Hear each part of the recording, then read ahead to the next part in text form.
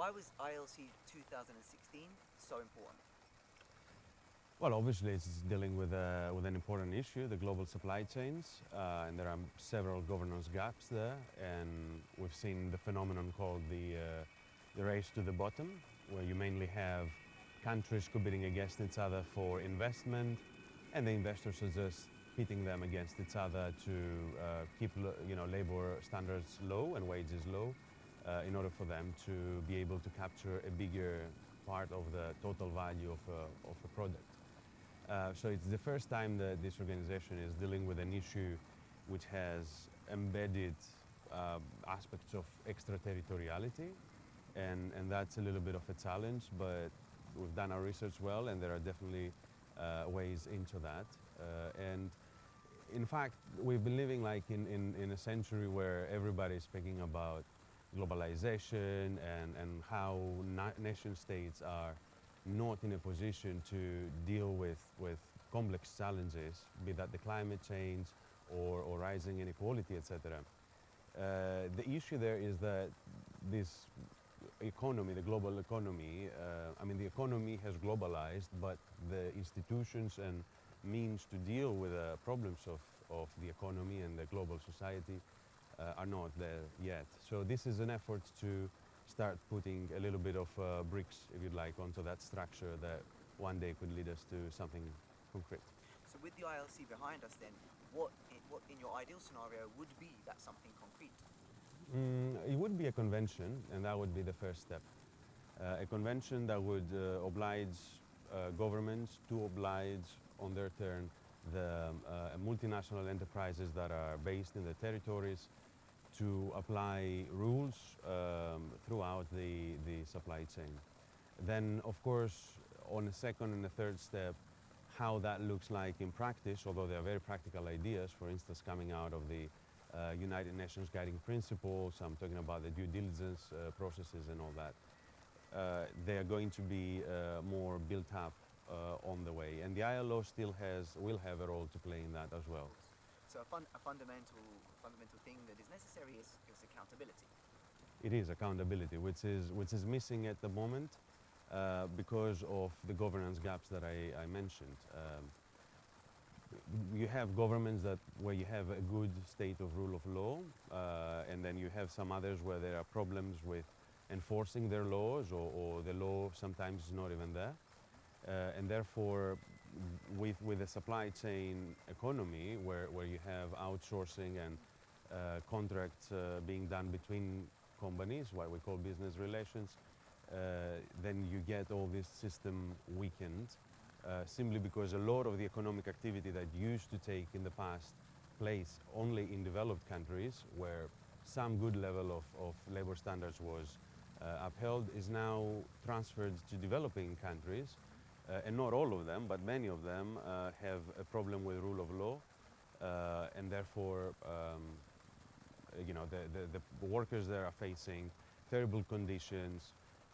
We're talking about some millions and millions of workers who are working in conditions akin to slavery, in fact.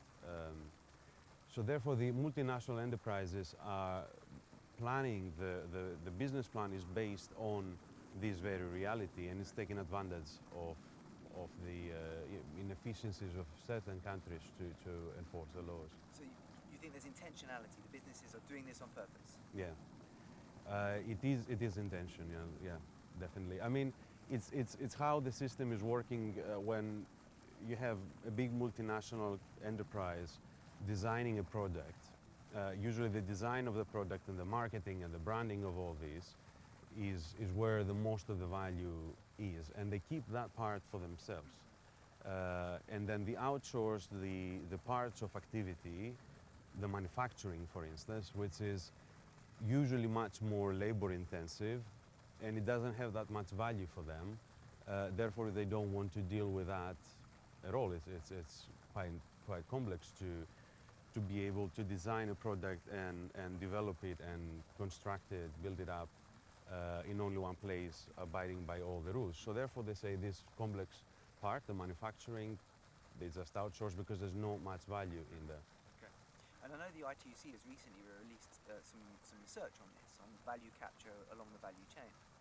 Yes, it was actually the scandal report where we show how working conditions in different countries are indeed akin to slavery or precarious work, and most of that affects women, it affects home workers, home-based workers, it affects migrant workers and in general vulnerable groups. They found that 94% of the workforce in global supply chains are not reported, they're hidden workforce.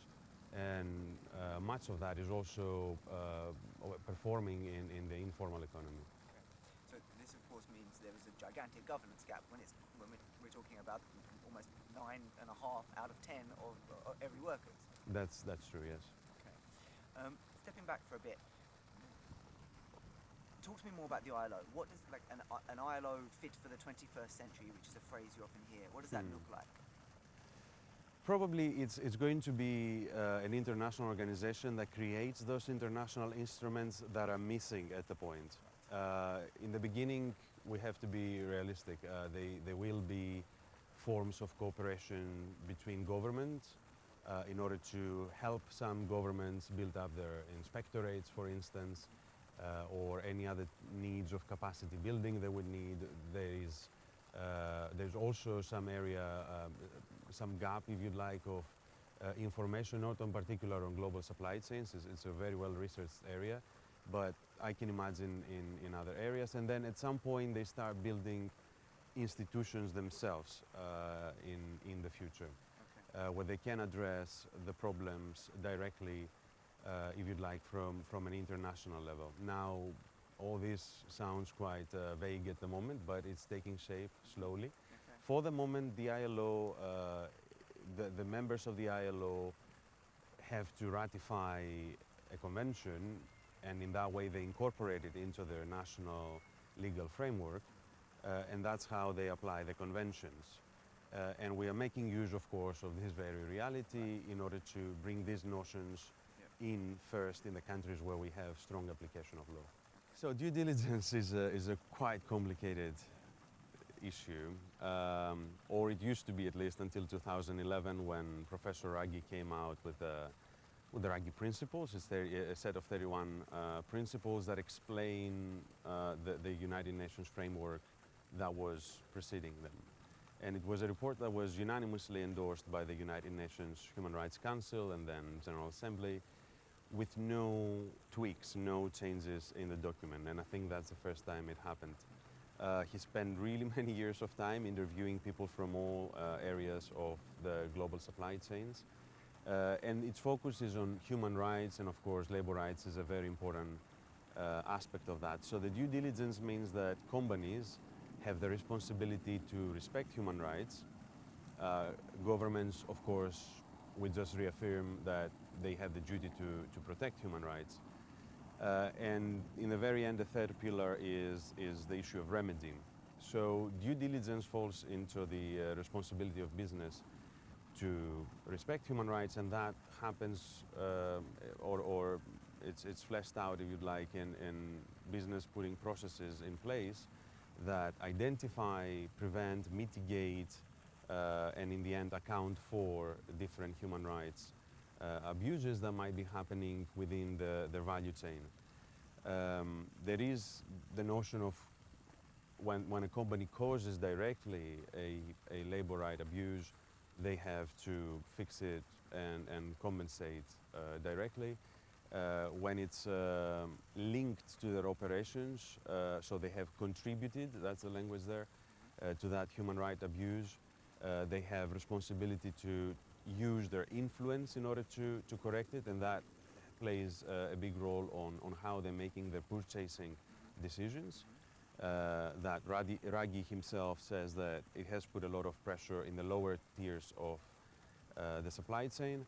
And in a third instance, they might not be causing it directly or contributing to a human right abuse. However, their operation still has an impact on people, and still, in this case, they have to take measures even in the end of the road, maybe stop the cooperation with that other company that abuses labor rights and human rights more general. So all this is not going to replace the already existing framework of nation states having the responsibility, the duty to protect human rights. So we're talking about adding a new layer on top of what we already have. And even when we move in some decades, who knows, at the level where we have proper international institutions with extraterritorial competency, then probably, again, this will be the second layer of the responsibility of business. It's not going to replace the very hardcore of the state's duty or whatever other duty of state entities to protect human rights. Okay. And I would presume that your view of due diligence is that if a company has any form of impact on, for example, working conditions, even much lower down the supply chain, so not direct impact, nevertheless they should be responsible and they should be doing due diligence. Yeah, I mean that's what Professor Raggi says. They are still responsible. There is, I wouldn't call it a nuance of responsibility. The responsibility is probably the way the way we understand it. Raggi has an undivisible notion of what is responsibility, but the means of action are nuanced. Therefore, maybe not always the lead company, the lead firm, has direct ways of addressing the problem right away. However, in most occasions, if not always, they have means to influence and correct the wrongdoing by changing their contracts or the purchasing decisions, or by intervening case by case. The very strength, if you'd like, of the due diligence, and that's what also Professor Raggi talked about in the letter he sent to Guy Ryder on this discussion here in the ILC this year, is that if it really becomes mandatory, because at the moment is supposedly binding, but there's no legal means to enforce it. But if it becomes mandatory, then the business model of global supply chains will have to change. And enterprises on the very top of the list, those who are capturing most of the value, will have to factor in costs that are now being externalized onto workers or the environment, and they effectively end up subsidizing the profits of the big multinationals. So presumably this would also imply a certain degree of transparency on the part of the multinationals along their supply chains. Yes, and the focus so far has been wrongly on this, that once a company reports on its activities, it's well enough, it kind of already shows some level of due diligence, but this has been rebutted, I think, and it's not the case. Transparency is, of course, a necessary requirement without which we don't go anywhere, in order to be able to map out supply chains and know where the responsibility lies and who we should be expecting action from.